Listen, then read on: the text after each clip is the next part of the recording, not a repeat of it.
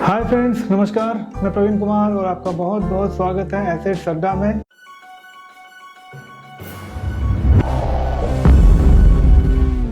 Actually आपने जो thumbnail देखा उसमें क्लियर है कि मैं बात कर रहा हूँ रेंटल इनकम पर। और रेंटल इनकम में एक्चुअली लॉस किस तरह से होते हैं, मैं थोड़ा सा आज शॉर्टली एक छोटा सा वीडियो है, बहुत बड़ा नहीं है, मैं आपको क्लियर कर दूंगा कि एक छोटी गलती आपको रेंटल लॉस कैसे ला सकती है। तो सबसे पहले मैं बात करता हूँ इनकम लॉस की, जो कि रेंट से आपको होता है।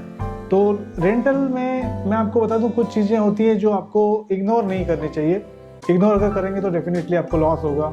और रेंट एग्जांपल भी मैं आज 20,000 से दे रहा हूँ आपको। तो डेफिनेटली अगर आप उसको लॉस नहीं करना चाहते तो मुझे नहीं लगता कि आपको मेरी बातें अच्छी ना लगे। और डेफिनेटली अगर आप चाहते हैं कि मेरी बातें आपको समझ में आ रही हैं तो आने वाले वक्त में अगर आप प्रॉपर्टी ऑनर हैं और आपको रेंट पर प्रॉपर्टी देनी है तो इन चीज़ों की जो मिस्टेक्स हैं जो मैं बताने जा रहा हूँ ये मत कीजिएगा। करने के कारण बहुत सारे होते हैं, आपका मूड भी होता है, लेकिन मैं समझता हूँ कि अगर आप मूड से चलते हैं तो पूरा टोटल ये वीडियो आपके काम का है ही नहीं टोटली। अगर आपको लगता है कि नहीं, आपको अपनी प्रॉपर्टी का जो रेंट का जो वैल्यू है वो समय पर मिलना चाहिए और प्रॉपर मिलना चाहिए, तो इन मिस्टेक्स को आपको नहीं करना है। और रही बात, जैसे कि मैंने आपको पहले भी कहा कि मूड की, तो फिर उसका कुछ नहीं कर सकते।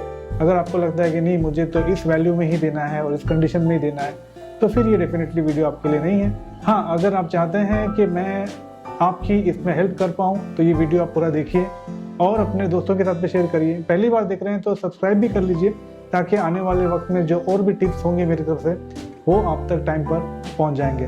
तो मैं सबसे पहले बात कर लेता हूं कि एक जो चीज़ होती है कि उम्मीद, ज़्यादा की उम्मीद होती है हमेशा ऑनर्स की।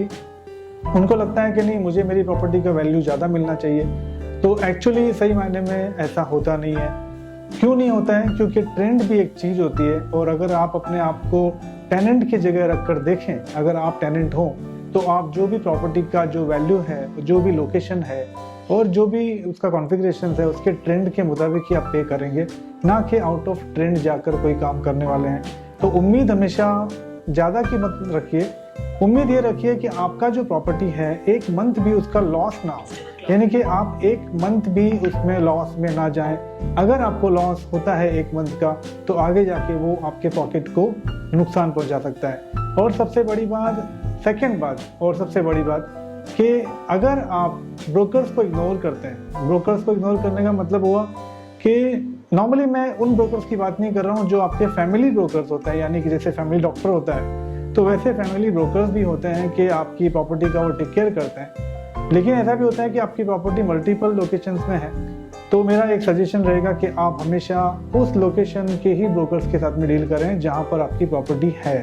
यानी कि आपका कोई अगर ब्रोकर है जो कि आपका फैमिली ब्रोकर है और काफ़ी सालों से आपके लिए हेल्प करते आया है और आपकी सेवा कर रहा है, तो लेकिन वो उस जोन में नहीं है जिस जोन में आपकी प्रॉपर्टी है जो आपको रेंट पर देनी है, तो वो जो ब्रोकर है आपका फैमिली ब्रोकर, वो आपकी हेल्प नहीं कर पाएगा।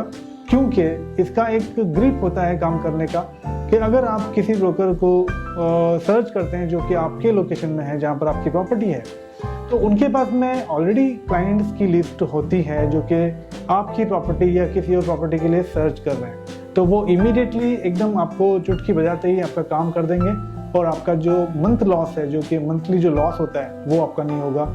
और अगर ये नहीं हुआ तो बहुत अच्छी बात है कि आपका जो इनकम है वो इमीडिएटली स्टार्ट हो जाएगा। मैं आगे बढ़ते हुए कुछ आपको डिटेल्स में लेके जाना चाहता हूँ, जिसके लिए मैं आपको ले चलता हूँ स्क्रीन पर, ताकि आपको फिगर में समझ में आए कि मैं एक्चुअली आपसे क्या कहना चाहता हूँ। और रही बात समझने समझाने की, तो मेरा जो काम है वो कोशिश है आपको समझाने की। आपका काम है कि उसको समझना है और उसको इम्प्लीमेंट करना है अगर आप प्रॉपर्टी ऑनर्स हैं। तो सबसे पहले मैं एग्जाम्पल के तौर पे आपको बता दूं, विथ और विदाउट ब्रोकरेज मैंने ये दोनों ऑप्शन यहाँ पर रखे हैं आपके लिए।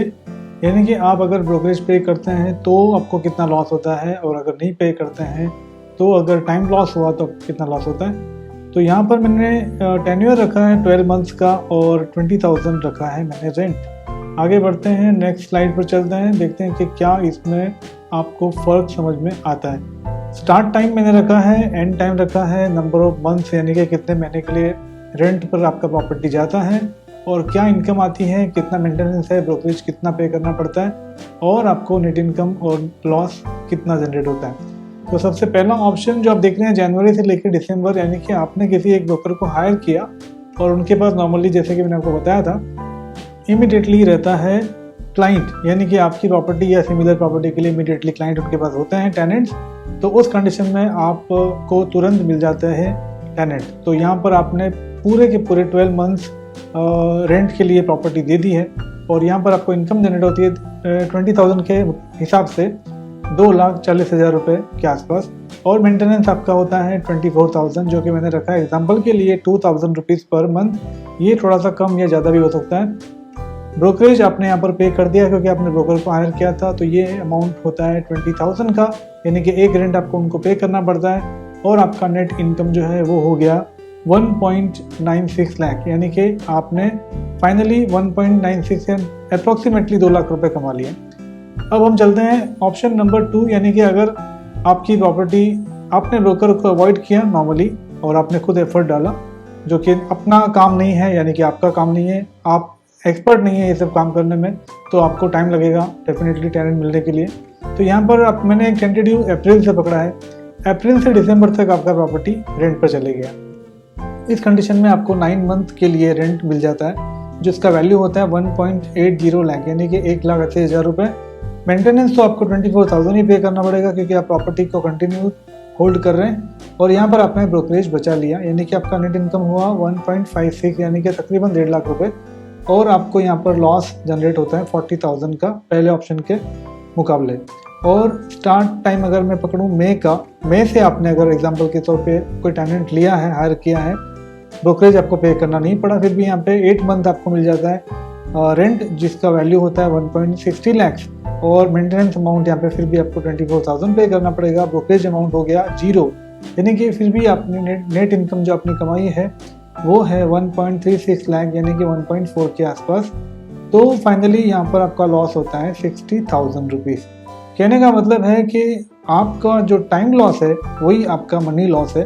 अगर आपने टाइम पर प्रॉपर्टी रेंट आउट नहीं की तो आपको ये लॉस जो कि आप देख रहे हैं 40-60,000 ये हो सकता है। इसका वैल्यू भी बहुत बड़ा होता है अगर आप ठीक से समझें। और दूसरी बात, अगर आपको लगता है कि ये आपकी मूड की बात है तो ये फिर अलग बात हो सकती है, अदरवाइज आपका जो लॉस हो रहा है ये इंपॉर्टेंट होना चाहिए। मेरे हिसाब से आपकी पॉकेट आपको खुद नहीं मारनी चाहिए, अगर कोई और मारता है तो बात अलग है, लेकिन आपको खुद आपकी पॉकेट तो नहीं मारनी चाहिए। तो ये थी मेरी छोटी सी कोशिश आपको समझाने की कि अगर आपने प्रॉपर्टी टाइम पर नहीं रेंट आउट की तो आपके लॉस किस तरह से क्रिएट होते हैं। और ये मेरा एग्जांपल 0 मंथ का था, 4th मंथ का था और 5th मंथ से था, यानी कि अगर आपने इमीडिएटली पे दे दिया रेंट पर तो आपको लॉस नहीं होगा। अगर आपने 4थे महीने से दिया या 5वें महीने से, हो सकता है कभी कभार इस केस में ज़्यादा डिले भी होता है, कभी कभी 8-8 महीने या 1-1 साल तक भी रेंट पर नहीं जाती प्रॉपर्टी। डिपेंड करता है कि आपके लोकेशन में कितनी ढेर सारी प्रॉपर्टीज़ हैं। और नॉर्मली होता ये है, मैं आपको बता दूं क्लियरली, कि जो ऑनर हैं, प्रॉपर्टी ऑनर अगर आप भी हैं, तो उनका एक अपना माइंडसेट रहता है कि नहीं, मुझे मेरी प्रॉपर्टी इस रेट में ही रेंट आउट करनी है। लेकिन आपको समझना ज़रूरी है कि ट्रेंड के बाहर आपको एक पैसा भी नहीं मिलता है। हाँ, बशर्ते अगर आपके पास में आपकी प्रॉपर्टी में कोई स्पेशल चीज़ नहीं है, यानी कि अगर आपकी प्रॉपर्टी रेंट पे जा रही है और वो फर्निश्ड है तो हो सकता है आप एक्स्ट्रा डिमांड करें, लेकिन उसका भी एक लिमिटेशन होता है।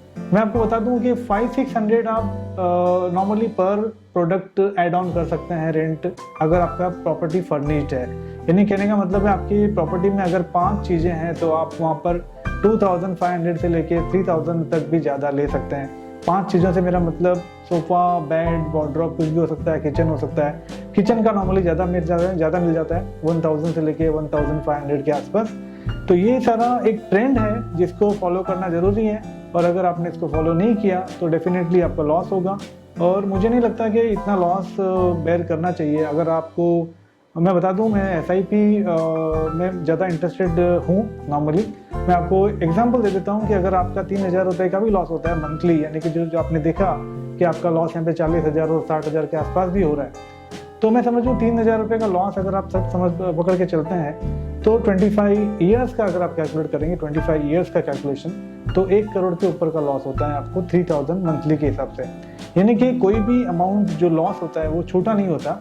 उसको अगर आप दूरदृष्टि के दृष्टिकोण से देखेंगे तो डेफिनेटली वो आपको एक बड़ा फ़ायदा देता है, अदरवाइज़ इग्नोर करने की तो कोई कोई ख़ास कारण होता नहीं। तो आने वाले वक्त में मैं आपको ऐसे ही कुछ वीडियोस आप तक लाते रहूँगा।